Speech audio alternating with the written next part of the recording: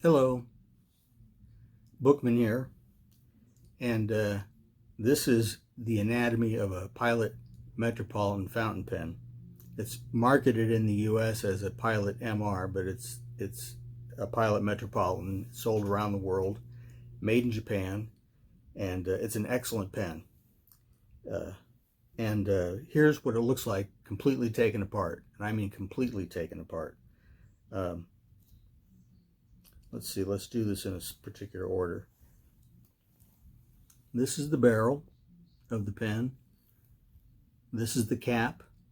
It fits onto the barrel by just sliding on, and you'll be able to hear it click together when you push it together, and it's a tight enough fit that you don't have to worry about ink coming out of there. This is the section.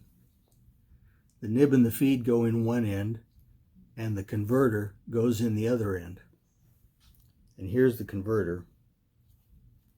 This is what actually holds the ink when it's installed in the pen. There's a rubber sac in between this elongated horseshoe-shaped piece of metal, and this contraption works like an eyedropper when you put all the pieces together. You squeeze it like this, it squeezes the rubber sac inside, and when you let go of it, ink travels up into the converter all the way up into the end of that sac, and then you've got quite a bit of ink in there for writing. This is the nib. This is the piece that actually does the writing. It's a very good nib, you know. Really, this is an excellent pen. I bought my first one. This is my first one. I bought my first one in 2014, and I bought probably 6 or 7 since then. I've given them all away. This is the feed. Now, the way this thing works is that when the converter is inside the section on one end, on this end,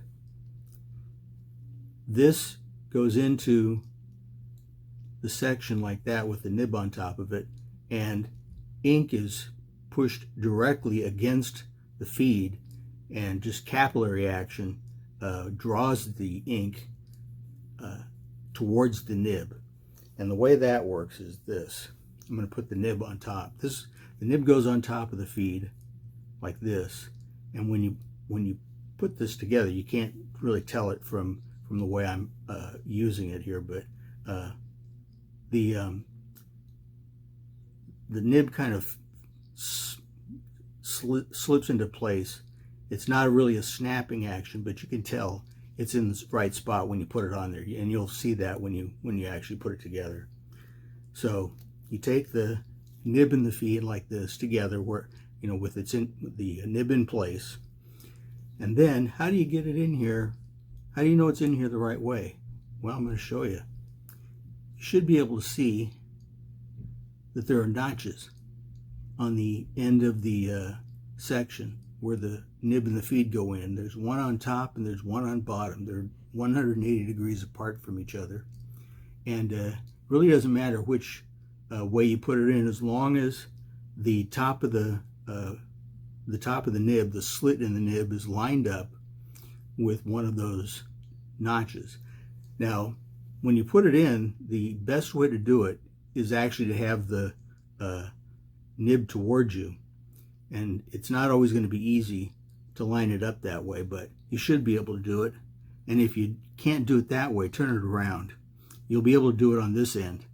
There's a channel, a flow channel that's down here. It's actually the air return, but it's a big wide channel, and when you put this into, when you put the nib and the feed into the end of the section, and you have it in the right spot, you'll see kind of a hole. It appears that there's a hole under here. The hole is formed by, you might not be able to see it on this, but the hole is formed by that channel that's in the bottom of the feed and at the intersection of that channel and the notch. And so you'll see it when you put it in. You can't miss it. It looks like a little hole, and just press the nib in the feed all the way down so that it doesn't go any farther. You know, I mean, you push it in all the way, it's in. Okay, so there's the section, the nib in the feed. We're going to attach the converter. Now, like I said, this is a tight fit.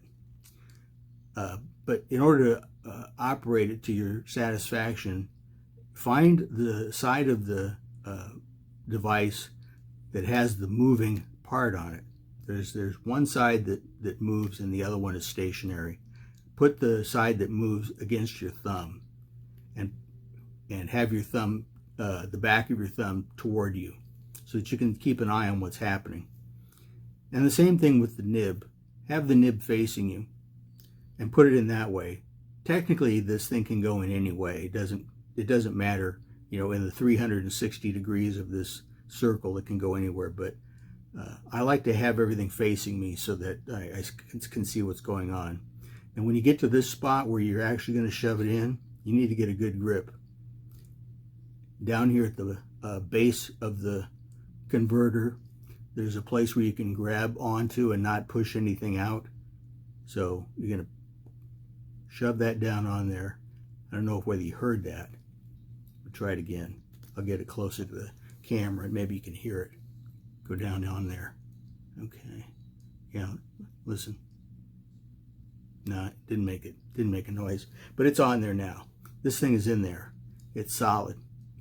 So there won't be any ink leaks. Now once you've got this part of it together, you just put the barrel on. Twist it. And this is your writing instrument. The cap goes on this way and you're done. When you write, open the pen. The best thing to do, if you can, is to put the cap, post the cap on the back of the pen so that you don't lose the cap. It'll stay. It's not going anywhere. And once you get it on there, I realize my gloves are kind of in the way, but put your fingers on the grip. A pencil grip is the best way to do it, but if you don't use a pencil grip when you use a pencil, then I would say use it any way you can.